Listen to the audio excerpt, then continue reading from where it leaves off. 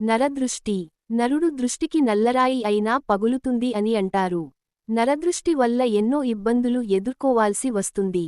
నరదృష్టి మూలంగా ఆర్థికంగా, ఆరోగ్యపరంగా ప్రభావం పడుతుంది. బాగున్నారు అని అనుకున్నా, బాగా లేరు అని అనుకున్న దృష్టి దోషం తగులుతుంది. ముఖ్యంగా పిల్లలకు ఎక్కువగా తగులుతుంది. పిల్లలంటే చాలామంది ఇష్టపడుతుంటారు. పిల్లలు ముద్దుగా మాట్లాడే మాటలు, వాళ్ళు చేసే చిలిపి పనులకు ఎదుటివారి దృష్టి వారికే తెలువకుండా వారి దృష్టి దోషం పిల్లలపై పడుతుంది. ఫలితంగా పిల్లల్లో నలత, జ్వరం, జలుబు వంటి రుగ్మతలు ఏర్పడతాయి. పిల్లలకు దిష్టిని ఎలా తీయాలి? ఉప్పుని ఎడమ చేతితో తీసుకొని ఇరుగు దిష్టి, పోరుగు దిష్టి, తల్లి దిష్టి అన్ని పోవాలి అంటూ ఎడమ నుంచి కుడికి, కుడి నుంచి ఎడమకు 3 సార్లు తిప్పాలి. ఇప్పుడు చేతిలో ఉన్న ఉప్పును ఒక ప్లేట్లో పెట్టి ముందు చెప్పిన విధంగా మరో 2 సార్లు చేయాలి.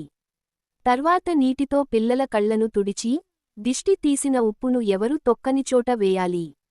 ఇదేవిధంగా ఉప్పు మిరపకాయలతో కలిపి, కొబ్బరికాయ, కోడిగుడ్డుతో, చీపురుతో, కాలినడక మన్నుతో, కాల్చిన బట్టతో కూడా దిష్టి తీయవచ్చు.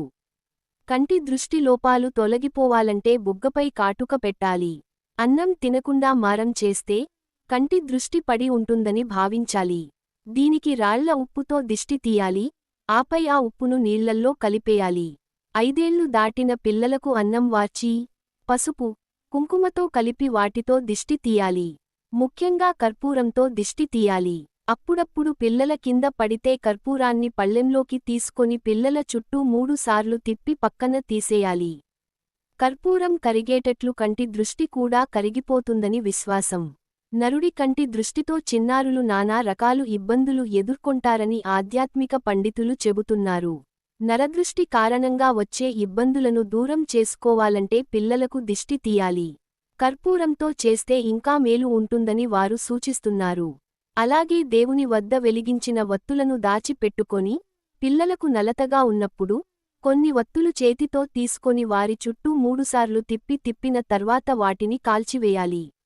అలాగే మార్కెట్లో జీడిగింజలు దొరుకుతాయి.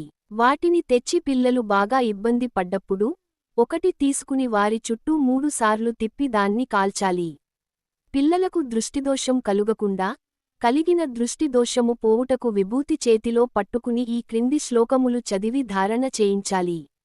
వాసుదేవో జగన్నాథః పూతనాతర్జనో హరిః రక్షతు త్వరితో బాలం ముంచ కుమారకం కృష్ణ రక్ష శిశుం శంఖ మధుకైటభమర్దన ప్రాతస్సంగవ మధ్యాహ్న సాయాహ్నేషు చ సంధయ్యో మహానిషి సదా రక్ష కంసారిష్ట నిషూదన యడ్కోరజః పిశాచాంశ్చ గ్రహాన్ మాతృగ్రహానపి బాలగ్రహాన్విశేషేణ చింది మహాభయాన్ త్రాహి హరే నిత్యం త్వద్రక్షా భూషితం శుభం.